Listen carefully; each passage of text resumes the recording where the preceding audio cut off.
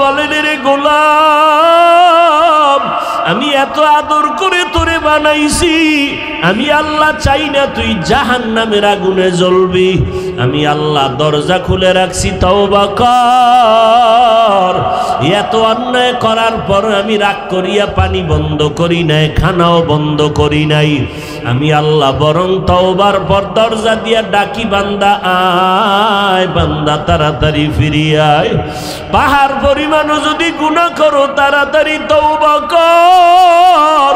ওরে সন্তান হাজার অন্যায় করিয়া যদি মা বলিয়া ডাক দেয়, ওই মায়ের কলিজায় মায়া না হইয়া পারে না। সন্তান হাজারো অপরাধ করিয়া যদি বাবার সামনে চোখের পানি ছেড়ে বলে, বাবা আর ভুল করব না, এমন কোনো বাবা নাই সন্তানের প্রতি আর রাগ করবে। সন্তানের কান্না দেখিয়া বলবে, বাবা আর কাঁদিস না, তোরে আমি আর কোনোদিন খারাপ বলবো না।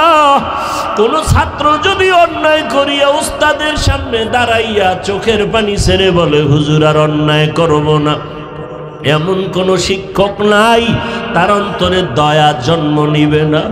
ও এলাকার মুসলমান ও যুবক, পর্দার আড়ালের আম্মা জানেরা, ও বৃদ্ধ বাবাজিরা, ওই মা বাবা ওস্তাদের থেকে কি আমার আল্লাহর মায়া কম?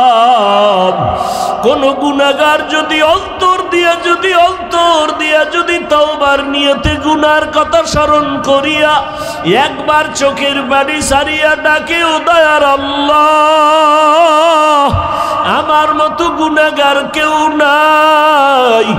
আয় আল্লাহ, শয়তানের ধোকায় পড়ে গুনাহ করে চোখ দুইটারে নাপাক করেছি, গুনাহ করিয়া হাত নাপাক করেছি, জিহ্বাটারে নাপাক করে ফেলেছি, অন্তরকে নাপাক করেছি।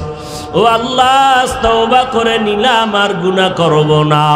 মা বাবারে কষ্ট দিয়া কত বরদোয়া কামাই করেছি, আলেম ওলামার সাথে বেয়াদবি করিয়া কত গুনাহ করেছি, মুরব্বীদের সাথে খারাপ আচরণ করিয়া কত অন্যায় করেছি। ও আল্লাহ, আজকে তওবা করলাম, আর নামাজ ছাড়ব না, বেপরদায় চলব না, নবীর সুন্নাত বাদ দিয়া নবীরে কষ্ট দিব না, দাড়ির মধ্যে অস্ত্র লাগাইয়া নবীর সুন্নতের জবাই করব না, আর ওলামায়ে কেরামের বিরোধিতা করে বরদোয়া নিব না, মা বাবার সাথে বেয়াদবি করব না, মুরব্বীদের সাথে আর কখনো অন্যায় করব না, কারো সাথে খারাপ আচরণ করব না। বান্দা যদি দিলটা নরম করে আমার আল্লাহকে মনের মতো বলতে পারে, ডাক দেয়, আল্লাহ বলেন, ও গোলাম, তোর মা বাবা ওস্তাদের থেকে কি সারা দুনিয়ার মাখলুকতের মধ্যে যেই মোহাব্বত, এর থেকে 99 গুণ মায়া আর মোহাব্বত আমি আল্লাহ রিজার্ভ রেখেছি। ও বান্দা, যখন তুই আমাকে আল্লাহ বলিয়া ডাক দিবি, আমি আল্লাহ 99 গুণ মায়া নিয়ে তোর ডাকে জবাব দিয়া আমি আল্লাহ তোরে এমন পবিত্র বানায় দিব, একটা গুনাহ তোমার আমল নামায় থাকবে না। আমি আল্লাহ তোমারে জান্নাতি মেহমান বানায় দিব। কবরে যখন তুমি নেক আমল নিয়ে তওবা করিয়া যাবা, ওই 3টা প্রশ্ন করা মাত্র আল্লাহর নবী বলেন, আমার আল্লাহ ডেকে বলবেন, ও ফেরেশতা, আমার বান্দাকে আর জিজ্ঞাসাবাদ করিয়া বিরক্ত করিও না, আমার বান্দা বড় নেক আমলওয়ালা, গুনাহ থেকে তওবা করনেওয়ালা। কবরের ভেতরে জান্নাতের বিছানাটা দাও, জান্নাতের সাথে রাস্তা বানায় দাও, আমার বান্দা কিয়ামত পর্যন্ত আরামে ঘুমাবে, কেউ ডিস্টার্ব করবা না।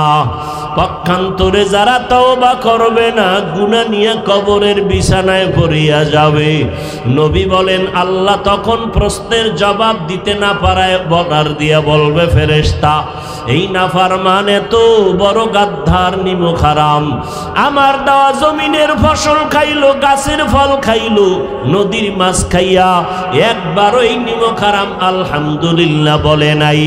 ওলামায়ে কেরাম পায়ে ধরে ধরে নামাজের পথে ডাকতো, এক বেলার নামাজ পড়ে নাই।